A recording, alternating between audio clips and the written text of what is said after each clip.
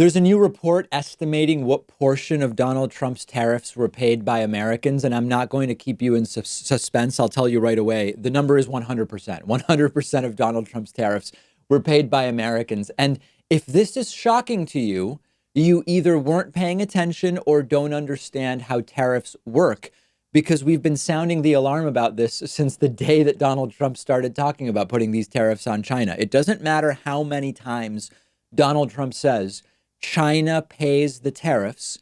China does not pay the tariffs. Here's one example from just a few days ago. Repeating it doesn't make it any more true. Donald Trump tweeting, quote, "The United States Treasury has taken in many billions of dollars from the tariffs we are charging China and other countries that have not treated us fairly.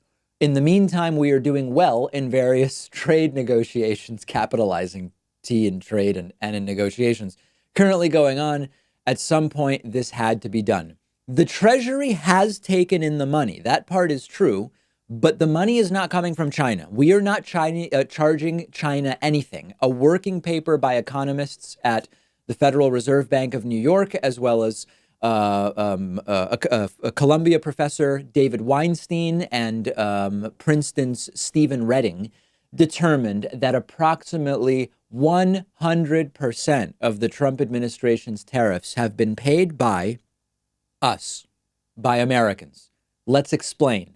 If Chinese steel costs $20 per square foot, okay, and Donald Trump puts a 10% tariff on Chinese steel, an American company still pays China their $20 per square foot, and then they give $2 per square foot, that 10% tariff, to the United States Treasury. What did China pay? Nothing. China still got their $20 per square foot. The American company pays for it, not China. Not China.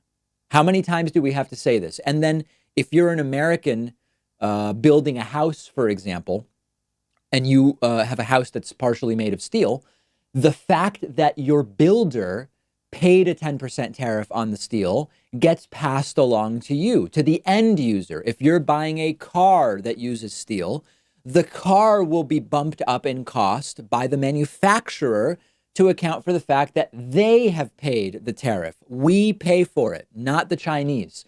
I imagine Donald Trump has this mental image of Chinese billionaires sitting around writing checks to the United States for his tariffs, when it's really just middle-class families here in the United States that end up paying more for stuff, their house, their car, whatever, products from China. Does Donald Trump not understand this?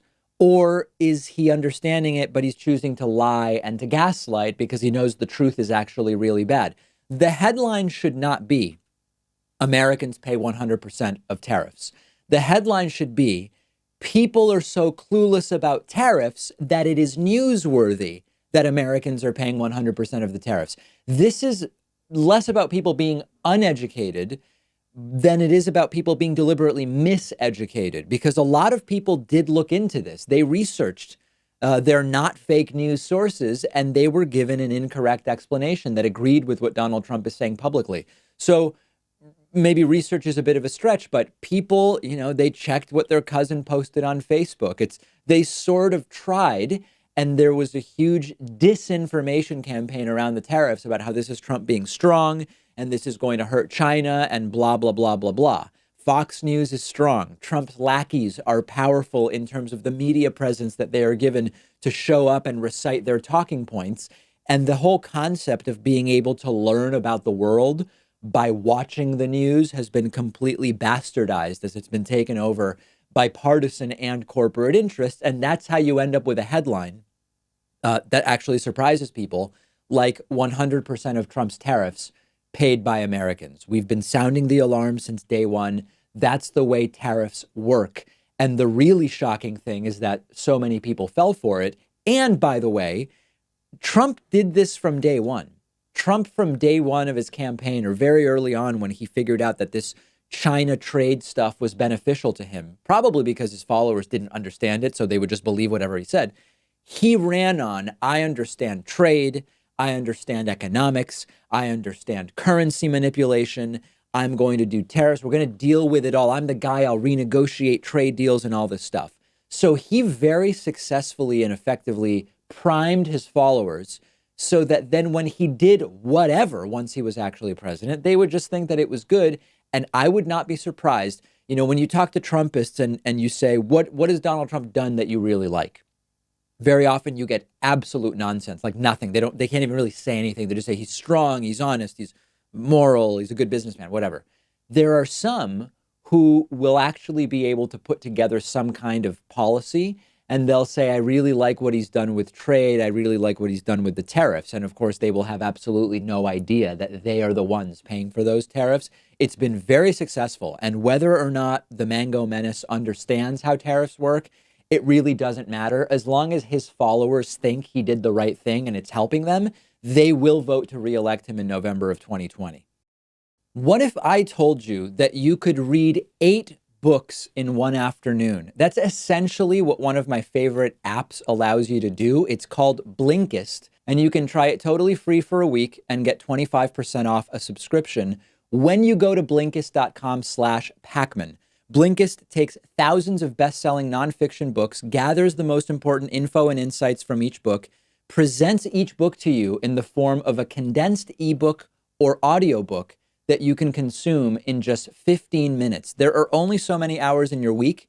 Blinkist makes it possible for you to absorb the most valuable takeaways from nonfiction books that you otherwise might not have a chance to read. I just finished listening to Catch and Kill by Ronan Farrow. Super interesting book, probably already familiar to some in my audience, and a really interesting take at how Harvey Weinstein and his alleged transgressions were brought to light. Excellent investigative piece. You can use Blinkist to get through a topic quickly and efficiently. It's really useful if you just want to explore a certain topic but don't necessarily want to commit to reading the entire book about whatever it is.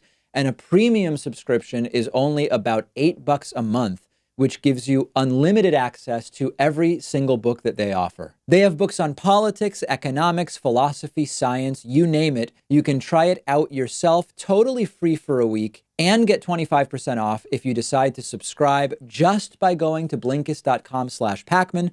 I've put the link right underneath this video. Like the rest of us, I bet you're going into 2020 thinking about what you didn't get around to in 2019 and your goals for the new year.